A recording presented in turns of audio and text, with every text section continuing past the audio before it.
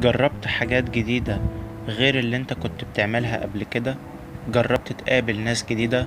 جربت تخرج برا البيت وتخش في مغامرات؟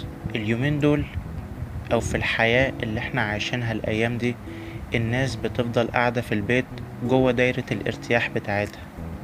لازم تخرج برا دايرة ارتياحك، لان القعاد في البيت والحياة اللي احنا عايشينها الايام دي بتشجع الواحد ان هو يفضل في دايرة ارتياحه على طول.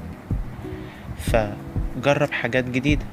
جايز لما تشوف حاجة وتعجبك، او تشوف هواية بمعنى اصح تعجبك، ممكن تبقى شغلتك بعد كده وتجيب لك فلوس كتير.